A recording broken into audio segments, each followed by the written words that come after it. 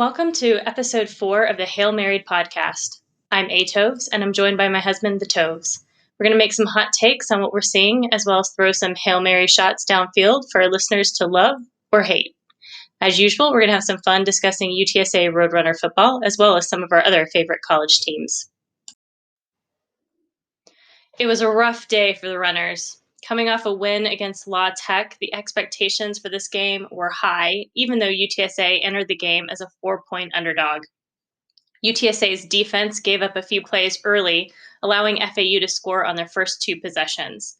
The defense got into a rhythm after that and tied a school record for 14 tackles for loss. They only allowed 2 other scores the remainder of the game. While the defense gave our offense many opportunities to get on the field, the Runners just couldn't get anything going on that side of the ball. UTSA only scored 1 field goal the entire game, a 49-yarder by the Hulk, coming on the 3rd drive of the game.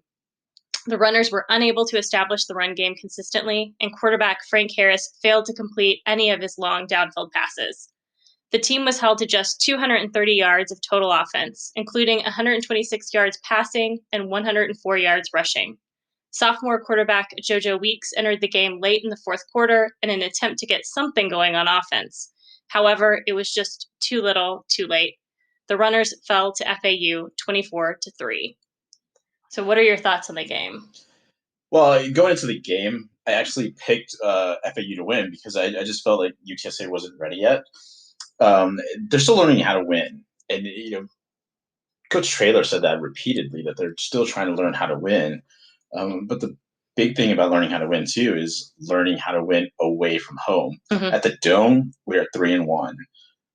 Away from the Dome, we're now 1-3. And that one win is against a Texas State team that isn't very good. And honestly, there was some luck that we had in that game because Texas State ended up missing that extra point. So we really should have been driving to get that game tying or the game winning field goal, but we didn't. So again, we were able to get past Texas State, but you look back at it now, you start thinking, well, we just haven't been able to cross that hump there away from home. And so how do we learn how to win away from home? In college basketball, they keep saying, and it kind of goes with college football too, you hold serve at home. So that puts you at least at 5 to 6 wins, but then you have to win on the road in order to kind of move past that hump and to make sure that you start becoming a better team. So those are my thoughts. What about you? Yeah, Traylor really talked about how he had challenged the team to show the world this game that they weren't just a good team, they were a great team. And, obviously they didn't do that. So I think, again,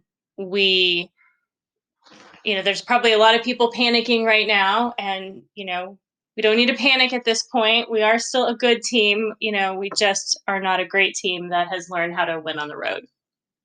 Yeah, and when I was thinking about, also just to go back real quick, when I was thinking about thinking with my heart and my mind, I mean, I think JJ Paris had a really good tweet where he said, my heart says UTSA. And I think for any UTSA fan, immediately your heart says, nobody's going to beat our Runners, right? We're going to win no matter what. We're going out there and taking whoever it is on the other side of the ball down. But your mind just goes back and looks and says, there's everything in the world that says that we maybe can win, but this is why we won't. And I think really, as you said, there was some panic, but honestly, I think it comes down to the fact that we didn't know a lot about FAU. Right. There was so much that they had been dealing with in terms of COVID. And because of it, it just made it seem like this game is something that we can win. This is one we can knock off, but we need to come back and also just pump the brakes a little bit and realize FAU and UAB, who we played both now on the road, we played in the conference championship last year. And because of that, they're 2 tough teams. And so while we were able to hang with UAB just against FAU, we just didn't have enough offense. And we'll kind of start getting into this now, in terms of offense. What did we see? And what I saw was that we sputtered because of the quarterback play. FAU was stacking the box, and they essentially, because they're so good, and I think Greg Luca and JJ Paris had a really good thing afterward. They always do a post game breakdown. And I think Greg had a really good quote when he said that, I think the better teams are going to be able to just stack the box and they'll challenge us to throw downfield. And really, I felt like Frank had some opportunities downfield, but that accuracy was just off. And when I say it was off, I mean, there was the ones that were maybe on target just floated way too much. Right. And we didn't see that. We didn't see that with Lowell. Lowell was much more pinpoint. Again, I'm not saying that Lowell is more accurate, but because he's got a stronger arm, he was able to get it there, give the wide receivers a chance to make a play. Right. With Frank, it just hung up there. And a couple of times there was some nice accurate passes because he just, whatever it was, whether he's still injured, which I don't think it is, because I think we've now heard so many times that he's healthy. Those balls were just hanging in the air, and because of it, it made it difficult for the wide receivers to make plays, and it made it easier for FAU's defense to make a play, and that's really what we found. And again, I think we go back to the fact that Frank, unfortunately, just can't run away from the better teams. Like he can do that against the FCS teams and maybe the lower level FBS teams, like a UTEP, a Rice, or Southern Miss even this year potentially. But against a really good conference champ like FAU, returning some of their players, he just can't do it. Again, injuries, whatever you want to call it, he just can't do it. And so he needs to make sure to get the passing game going. And it really hurts because when we talked about FAU stacking the box, Sincere wasn't able to really have that game that we thought that he might have. He just wasn't able to break any big runs like he did against La Tech. And I think it just goes back to the level of play of where FAU and La Tech are at. FAU is a little fresher. They're coming off of injury, and they're still a very talented team. You can see it. I don't think they played their best ball, but again, I think you saw something there. Yeah, I'm sure that having not played as much this year hurt them in some aspects, but they also had gotten some guys back this game that had been out for COVID or injuries. So, they just seemed like they were a little fresher compared to the runners who haven't had, a bye week and have had a ton of injuries and are really just tired at this point in the season. Yeah, and we're not trying to make any sort of excuses for the runners, but this is what UTSA is, and I think that as fans we kind of just scoot past that. So with Sincere, I just wanted to kind of finish with in terms of this game is that I saw a lot of Sincere for Heisman talk, and I think that's cool. I think it's cool to think that we might have somebody that could potentially challenge for a Heisman, but if Sincere really is going to be a Heisman contender, he's got to be able to overcome some of the issues that we have on offense. And one of those issues is quarterback play. At this point, he can't overcome those issues. And that, I think, is why he would have a problem in terms of, being a true Heisman contender. That, and I know I've seen it a few places before and a couple of other UTSA either podcasts or just UTSA writers. But Sincere just whiffs on too many pass blocks. I mean, when he whiffs, he really just hits air and the guys just go right past him. So it's a linebacker that's coming in. There was a couple of times where I saw him either whiff on a linebacker or a linebacker just crushed him and went and, just hit Frank really hard. And so those are things that you want to avoid, but that's where you miss Brendan Brady. He was back this time, but he didn't get that many. I think he got like 7 snaps. Right. With that, I mean, the wide receivers didn't get a chance to make any impact. But when you have problems at quarterback, they're not going to make that impact. Right. I think that there's an opportunity to potentially have them make some more impacts with maybe some of these little bubble screens or doing something a little different. But I think that's something that Coach Lunny and Coach Traylor are going to have to talk about and figure out if that's how a good way to get Frank comfortable in terms of the passing game.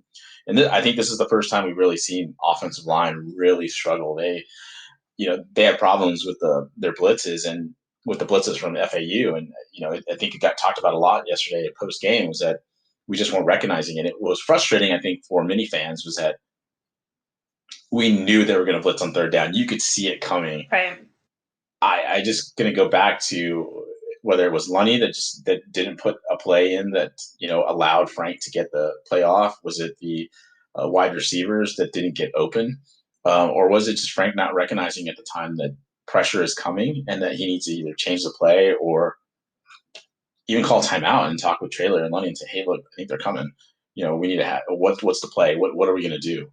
I thought also Greg Luca last night had a really good line last night when he said that the wide receivers were NFL open but not college open, and I think that's again a little progression for Frank to make as well. You're not going to have guys just wide open. It's Right. not the playground when you go outside and play with your friends, and you have a guy just 5 yards ahead of them. Well, okay, anybody can do that, but that's not going to happen often, especially at a certain level of play. So. Right. Not against a team like FAU. Correct. And I don't even know that you have that very often against a UTEP or a Rice, but you'll have a few more opportunities, but it's not going to be so much. So those are just, I think, at certain times you either start nitpicking or you start realizing this is just where we are. And the offensive line, I think, may have suffered a little bit from Maka going to right guard instead of being at center. I think he still could have possibly made those calls at the line, but the offense just didn't go yesterday. And it was unfortunate because it felt like the defense again, played tough. Like you said, they got gashed early. And I think the one thing though that I really have a big problem with on defense, and I know you noticed this too, was the fact that there were a couple times where UTSA was not ready. And we saw that in previous games. Yeah, it seemed like the play calling was coming in late. And so there were a couple of plays where, it seemed like FAU recognized that they snapped the ball and we weren't set yet. And then they kind of took advantage. So, yeah, it just seemed like, those play calls aren't coming in. And it's just like, Coach Traylor has talked about the fact that maybe we weren't ready for the tempo, but we've seen plenty of teams play tempo with us. Those calls have to be coming in and they have to be coming quick. And, if we don't realize it, we have to burn a timeout, especially in the first half. In the first half, it's not as important for those timeouts as it is in the second half. Right. That's my line of thinking in terms of, I would say in terms of the timeouts, but it just seemed like that kind of stunted the team a little bit and it cost us on a touchdown. I mean, that's one of the reasons why FAU scored because they got first down and fourth down, 4th and 1. They got a first down and they immediately called a slant pass and it caught our cornerback. I think it was Corey Mayfield and Tyler Monkey off. They just weren't in position. They were there, but they didn't make the play to tackle the receiver. So receiver went in scot-free. So, tough play from there. But overall, I think the line is doing well. There's been a lot of talk about the fact that Big Country Haynes was in there. But the line has held up, and that's what's been kind of really cool about this. And I've talked a lot about the line this year, but especially on both sides of the ball. But the DL just being so dominant really helps this style of defense. It really helps open up the playmakers. And the linebackers, I noticed it, and it was odd. And then I saw Javi from Rivals kind of, mention this as well. Is that it was odd to see Tyler Monkey starting instead of Jamal Ligon. I don't know, and maybe you might want to expand on this a little bit, but I don't know if you think it's because, Traylor is trying to kind of change some things and give some other guys a chance to start just because of the point of the season that we're at, or because of the fact that maybe Tyler just gave a better matchup. What did you think? Did you have anything? And it could be an injury situation too. I mean, Traylor is, not willing to be forthcoming sometimes when there are injuries going on. So, it's hard to tell when some of these guys aren't, starting what the reason is because, it could be injury and, we just don't know about it. Maybe something happened that wasn't, serious enough. Maybe he missed some playing, some practice time. It's kind of hard to tell. Yeah. And Monkey made a really good play on I think it was third down. He broke up a pass too. I think it was a tight end. So, I mean, again, he made a mistake, but do we really think that Jamal Ligon being in there might have changed it? I don't know. I mean, again, that's a narrative that we could probably spend a few hours trying to discuss and try to break down. It's not really worth it because here's what happened. Here's who started. Here's who was in. So overall, I thought the linebackers played well. Charles Wiley, wow. Yeah, he had a great game. 3.5 tackles for loss. And with the secondary, cornerbacks played really well, and again, Rashad, I think, was underrated in the fact that there were a few plays where he was essentially the last person in defense. Mm-hmm. He made that kind of, I would say, touchdown saving or even big play having tackle Mm-hmm. just by the shoestring. So uh, really good from there. And if we go down to the special teams, we can talk about. I would say Dean and Duplessis played well. I think Duplessis though started off the game with kicking the ball out of bounds, which Yeah. didn't start off the game well for us. And I think it should have been it should have been the thing that told us it's not going to be one of those games for the Roadrunners. Like, Mm-hmm. either these guys aren't focused or something else is going on. Maybe it's Sean Connery. I tweeted that out. Maybe it's Sean Connery that Sean Connery's death, and may he rest in peace, affected these guys. That's right. But I do think though that the return game needs a spark. We're just not getting returns, and that hurts the offense. I mean, we need some better positions. So field position that is. So What did we learn from the game? well, I think to make the next leap, and this is just a recurring, I think, story for the last few seasons. But I think we're a little closer now. It's just to make the next leap as a team. UTSA is still a quarterback away from getting there. We've talked already about Frank and what he hasn't been, and I think that in terms of the other quarterbacks that we have on the roster, unfortunately, we didn't get to see if Lowell is that answer because he's now gone for the season.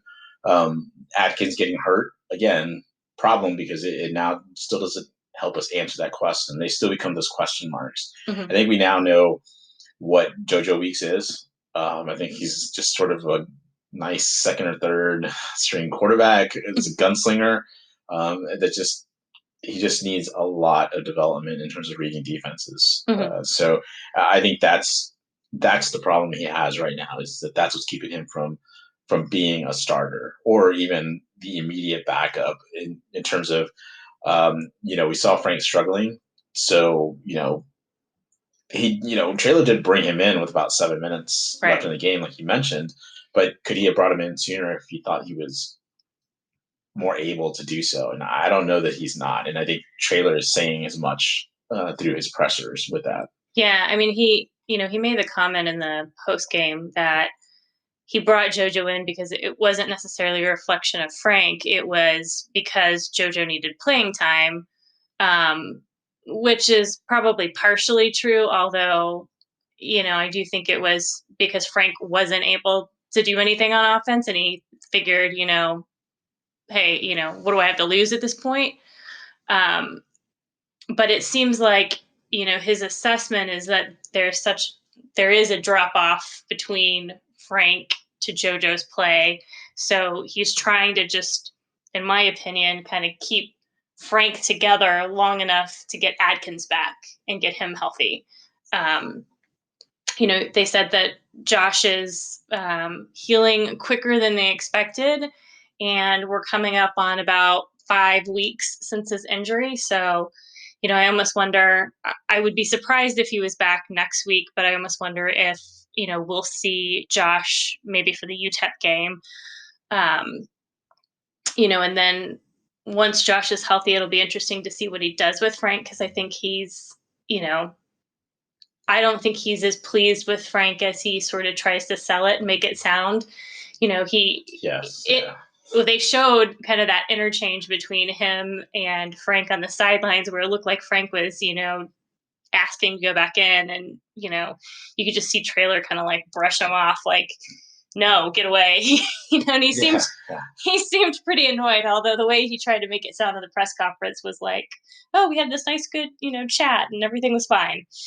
But I almost wonder with Frank too. I mean, you saw he tweeted out in the week, that he was unhappy with his play. I mean, he said that in the press conference last game, even though they won. And then he, had the tweet that said he was disappointed, but he was going to, try harder or something. And I just almost wonder if Frank got in his own head and got in his own way. I mean, I still ultimately think he's not as talented as maybe we hoped that he would be. But I also wonder too, did he hurt himself with kind of all of these thoughts of questioning his performance, No, that's a good point, because I really do think that you're right in terms of we really want him to succeed, but have those injuries, has that time off from the field, really just stunted that development.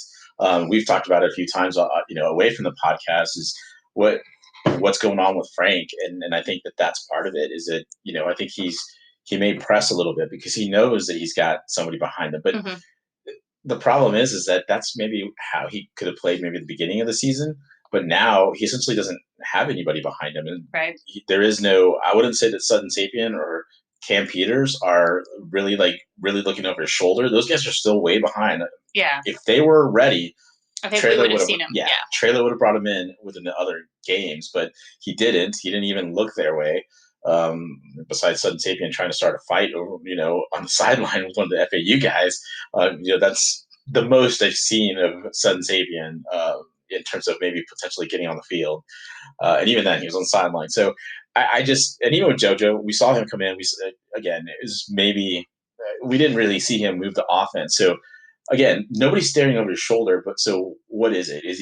Is he getting into his head? Well, yeah. And the other thing with JoJo, and it's kind of along the same lines, like both games, whether it was this game or UAB when JoJo went in, he goes in, he throws a good pass, something happens, where it wasn't caught in the UAB game, and this one it was that Sharp hadn't reestablished himself, so even though he Right. caught the pass, it wasn't eligible.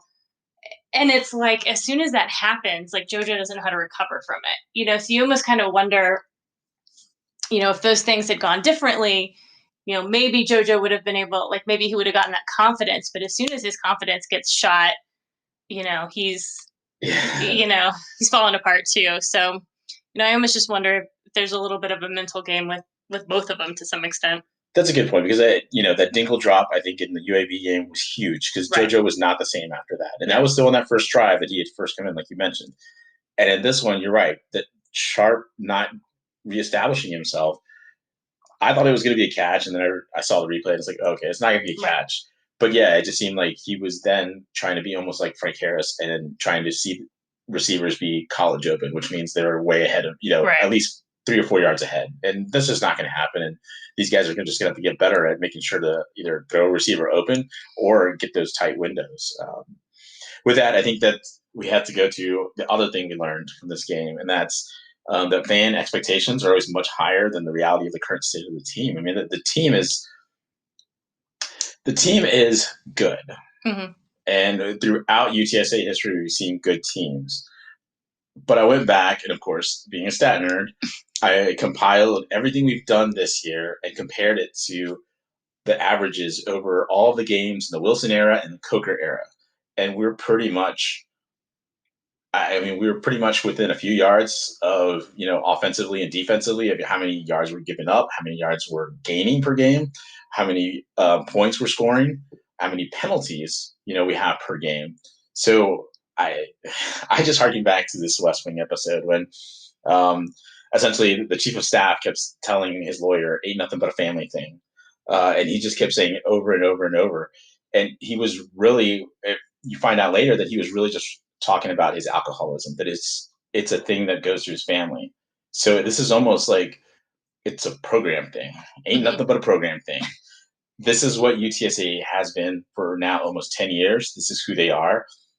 We can make those changes, but I think fan expectations are that we're going to just change it from week to week and we can just flip on a switch. And Right. we are not good enough to do that. And I just think that we look at other teams and we immediately believe that almost in this NCAA football type of way that I'm talking about the video game, by the way, for anybody that wants to reminisce with me here for a second. But like UTSA is like a 95 overall team when they're not. They're more like an 80, maybe an 81 overall team. So, we have to be realistic about where they're at. And I just think that fans, of course, being fans, want to just elevate UTSA Right. to be everything. And going back to something I said earlier was just with our hearts, we want to believe that UTSA is the best team out there. But with our minds, we really have to just take a second, look at what we're seeing, and say, we're not. We are going in a positive direction, but we're coming off a 3-win and 4-win season, respectively. We're not going to just automatically jump to a 10-win season and be conference or division champs immediately. this team isn't that talented. We still have plenty of gaps, and everybody's talked about it. So why are we trying to think that we could just go on the road anywhere on the eighth straight game of the year in a COVID season that's been really weird, and think that we're just going to go and kill a really good FAU team? Right. I mean, at the end of the day, at the beginning of the season, we thought we would win probably 4 games throughout the entire season. Here we are, just past the halfway point. We're 4-4, and if you look at the rest of our schedule, we have 4 more winnable games, that are coming up. Yes. So, before we throw in the towel, let's realize the teams that we're about to play are Rice, UTEP, Southern Miss, and North Texas. And, Southern Miss and North Texas are not the teams that they were last year. Rice is Right. probably better than they've been. Yes. But there are 4 teams that we, can be really competitive with. We have an opportunity to win all of those games.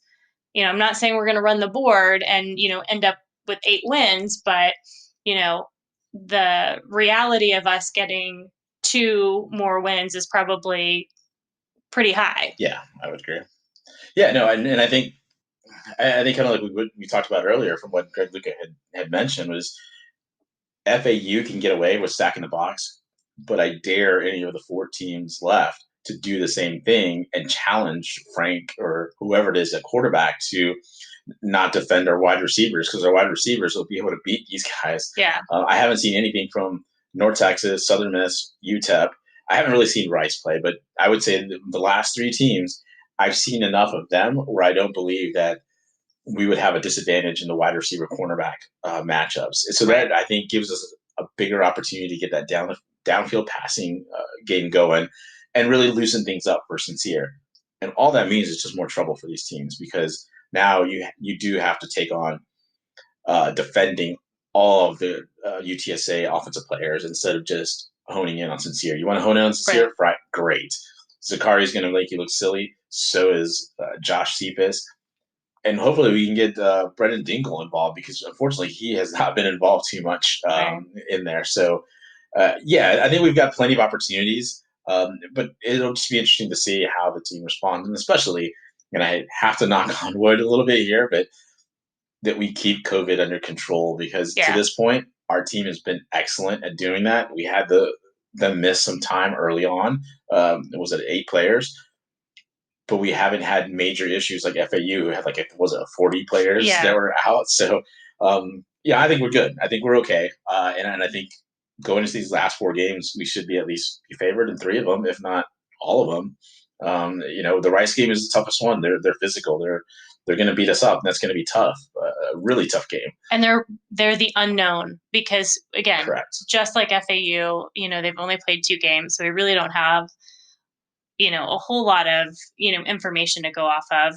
Um, so again, they've always been a struggle for us. It didn't matter if they had a great record or they Yeah. had a terrible Correct. record. Yes. They've always been a game, Yeah. a team that we've struggled against. So they're probably the biggest unknown. But then you look at UTEP, and they have 3 wins, 2 of which are against FCS schools, SFA and Abilene Christian.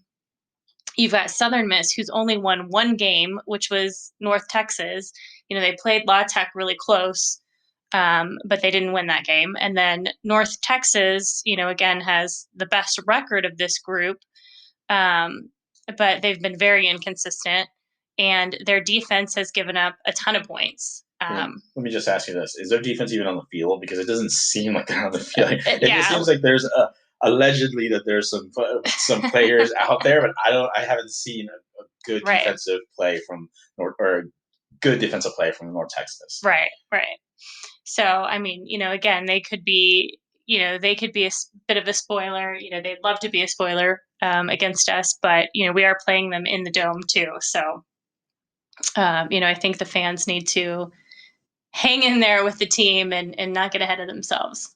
I agree. I just think the last thing to really say is, after these 4 games, whatever the record is, are we still going to be jumping off the building, or are we going to just be back on top of the building going, that wasn't so bad. Like, the team really responded. And I think everybody's going to be back on top of the building and saying that wasn't as bad. Again, 12 straight games. We were Right. able to play these guys. And let's be honest, in these last 4 games, the one that I would say sticks out as the potential one that we could have a bye week is against UTEP, because Right. they canceled against, North Texas canceled against them. So does something happen COVID wise that prevents the UTEP game? Don't know. Let's get to our players of the game. Who do you have for the offensive player of the game? I honestly really couldn't think of anybody that I felt deserved the player of the game. Yeah. I think the two closest players, and you were talking me into this, was either Sincere or Josh Cephas. Again, Sincere had an okay game, but he didn't have the opportunities to really make an impact on the game. A lot of it, again, like we talked about before, it's the quarterback. Because Frank wasn't able to really make a good impact on the game or play, really lead the offense effectively. It made it incredibly tough for Sincere to have a big impact. Plus, like I said, that pass blocking has just got to get better. Cephas did have I think the most catches, but that reverse that I'm sure everybody, when I say this, is now going to just wince at because of the play calling. Yeah. You can say whatever you want about the play calling. That's your own opinion, but I just didn't feel like there was anybody on offense that really stood out and said, well, I deserve this. Overall, we didn't score, so yeah. Had the touchdown to Brady, held up and not gotten called back with a penalty, maybe, but that's not what happened. So maybe it turns around Frank at that point. Maybe we talk about JoJo Weeks having some confidence issues. Maybe there turns around for Frank. Don't know. For the defensive player of the game, though, I will say I was pretty strong on this one. That was Rashad Wisdom. Mm-hmm. I've been really impressed, and it's been interesting just to watch him play ever since his suspension, or actually just getting kicked out of the 2 games. Yeah. Because he really, I think, has played smarter. Instead of going for that home run, he's making the smarter play and really holding up in the secondary. And we love Rashad for his play, and we obviously do love Sincere too. But for Rashad, we like him having him back here, and it's sort of that UTSA safety kind of. Again, it's a program thing. We just seem to have good safeties. Mm-hmm. Rashad gets that legacy. He keeps it going. So I just feel like he's playing smart. I thought there was a few times when we missed tackles, and he did what he was supposed to. He made the play on the ball carriage, make sure that we didn't give up a long touchdown or a long pass. So he's my guy for the game. Before we go, there's some news on the men's basketball front. UTSA released the conference schedule for UTSA's men's basketball this week. They will open the conference play against Rice on New Year's Eve. To limit travel, the teams will play twice in the host city, with the exception of the UTEP game, which will have 1 game played in El Paso and 1 game in San Antonio. The rest of the Runners' home games include North Texas, Southern Miss, FAU, and UAB. We're still waiting to see the final non-conference schedule and to hear whether or not fans will be permitted to attend the games. One other thing, we have a special episode that we're working on that'll be a look back on UTSA football over the past 10 years, and we'll include our take on whether or not there is a quarterback curse that UTSA might be a victim of. Ooh, here we go. Next week, the Roadrunners face Rice on the road. It'll be another tough physical game against a team that we have struggled against historically. So thanks again for joining us on the Hail Married podcast. I'm Atos. And I'm the Toves. We'll see you next week.